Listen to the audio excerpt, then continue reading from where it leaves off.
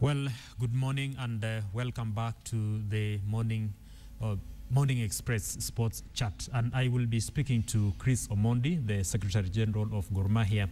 And just to wet that information is that there is no denying that Gor Mahia and AFC Leopards are the clubs in this country with the largest following.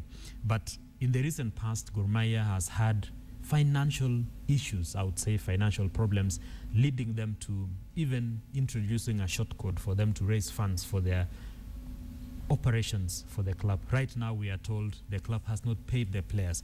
And joining me in the studio is the club's Secretary General, like I said, Chris Omondi. Welcome to the studio.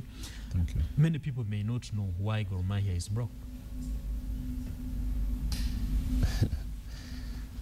Okay, Gor Mahia is broke, one, because we relied heavily on the sponsorship package we were receiving from our top sponsors, Tuzo, and secondly, through our gate collections.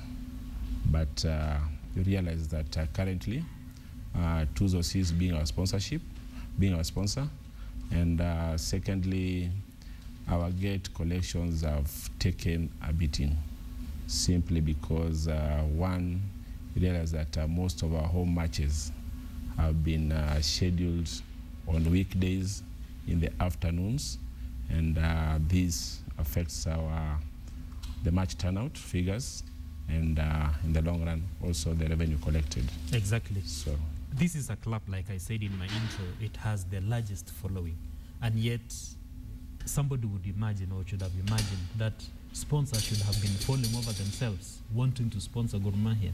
Why is that so? And of course we understand you cannot have probably one sponsor for a longer period of time. Tuzo has been for about close to 3 years, if I am not wrong. yeah. Why is that sponsors are not really eager to sponsor this club? Is it something to do with your fans? That is neither here nor there, because one, it's a fact that Gor Mahia would provide any brand the visibility that it will need in this country, bearing in mind that we have the largest fan base in the country. But it's also a reality that the club has what we can call an image deficit. Exactly. And perhaps that would explain the mess we find ourselves regarding sponsorship. But more importantly is that our contract ceased in the middle of the budget cycles of most organizations. So you find that negotiating for a sponsorship has been somehow difficult, because you find that most of these organizations are not planned for such kind of money. And therefore you find that the talks are pushed forward so that any sponsorship package can be factored in these organizations' budgets. Yes, you recently introduced a shortcode, and word going around is that it has not been received very well. How true is that? Yeah, we introduced a shortcode 350-100 to calling upon our fans to raise funds for the club so that we could actually take care of our operational budget. And we have received some mixed feelings, and some of them are understandable, and some may appear petty. But the concern of some of the fans, especially on social media, is the issues of accountabilities. And I can guarantee that the club has tried very much putting into place accountability measures. And we usually update the pay bill account on a daily basis. Exactly. And I believe that's one step forward in terms of accountability. I want to take you back to that image crisis that I think Gor Mahia is really suffering from right now, because when you look at statistically, the hooliganism cases reported in this country involves mostly Gor Mahia fans or people who are deemed to support this club. How are you trying to clean that image so that these people who would want to put their money in this club would not find it so difficult to? I think solving a problem, first of all, calls for really diagnosing what the problem is really about. Have you tried to diagnose? Hooliganism is not a problem of Gor Mahia. hooliganism is a problem in football. And therefore, it does not mean that it's only Gor Mahia that should participate in reducing acts of hooliganism. There are so many stakeholders in football who ought to play their parts in reducing hooliganism, not only in Kenya, but the world at large. There is the clubs, there is KPL, there is FKF, there is security organs, and more so, the government also has a role to play. But do you admit now that you are suffering right now, let's put it that way, because of that image crisis? Yeah, to a large extent, it has really affected some of our negotiations. Exactly. Yeah. Just after that time, you introduced the Shortcode. There came another demand by the Kenya Revenue Authority that Gor Mahia has not paid up to about 118 million shillings. How did that come about? Yeah, unfortunately enough, KRA has not communicated directly to Gor Mahia. And we find that KRA has been communicating to our source. They have made agency notices to some of our sources of income. And one is Tuzo, which was sponsoring us, which actually means that we could not access the match salaries. Two, they have also written an agency notice to KPL, which could now not forward the monthly grants that they forward to clubs participating in the league. And as a club, we are for negotiations. We have sent overtures to the KRA so that we can sit down and really understand how this huge amount came into being. Because as much as there may be a feeling that the club may be owing KRA some tax, we feel that the amount is ridiculous. It's ridiculous. So maybe we just need an explanation from KRA. Exactly. Yeah. When you realize this discussion really is tilting towards the negatives of this club, what is the way forward? Because right now the club is leading in the KPL table, and with these small problems, players have not been paid on time or have not been paid at all. KRA knocking on your doors, no sponsor on site for that matter. What is the way forward? First, may I begin by thanking our players for understanding the situation the club finds itself in and not really affecting their performance on the pitch. Because as you realize, right now Gor Mahia is on top of the table, and the Gor Mahia youth team is also on top of the table at the lower level of the league. And in terms of the way forward, we have the short term, the medium term, and maybe the long term in terms of trying to pull ourselves out of this rut.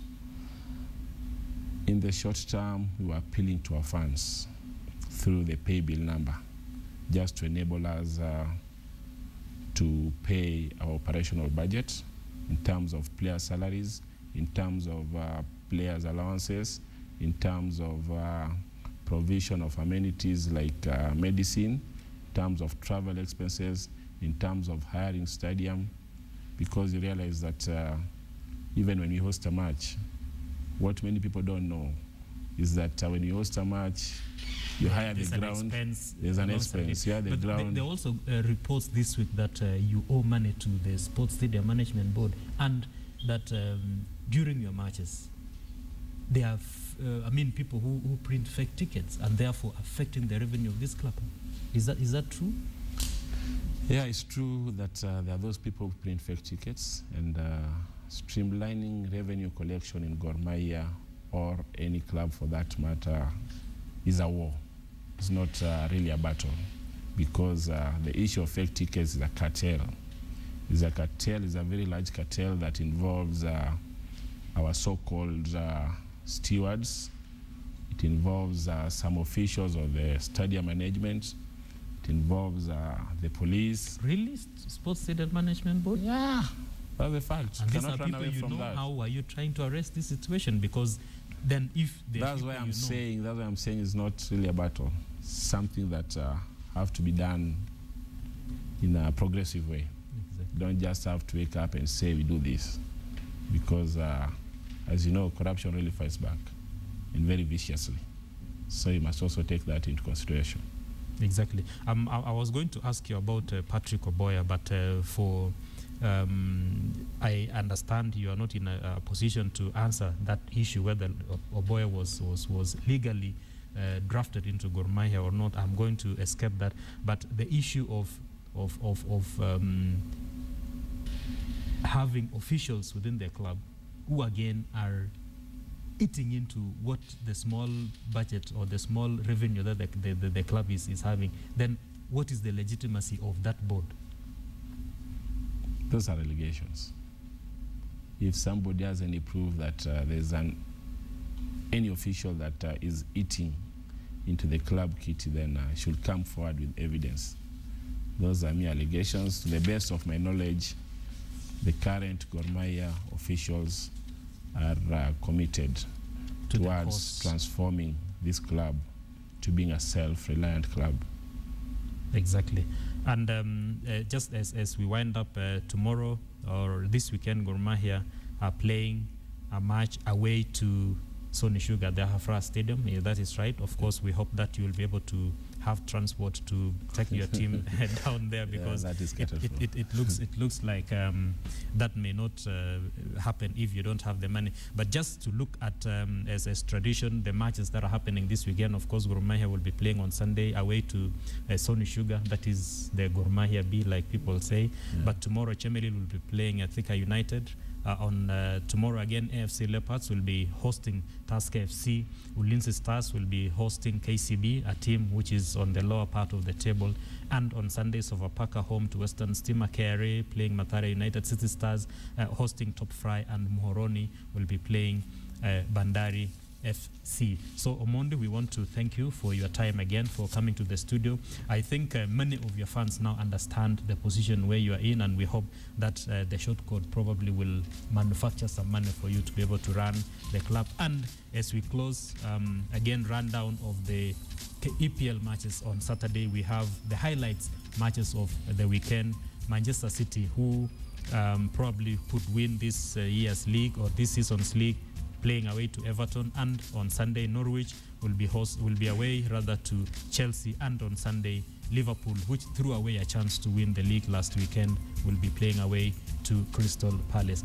Chris Omondi, thank you, and we wish you all the best. Thank you. From now we take a commercial break, and Sophia Wanuna will come back in a minute to take us through the rest of the Morning Express discussions.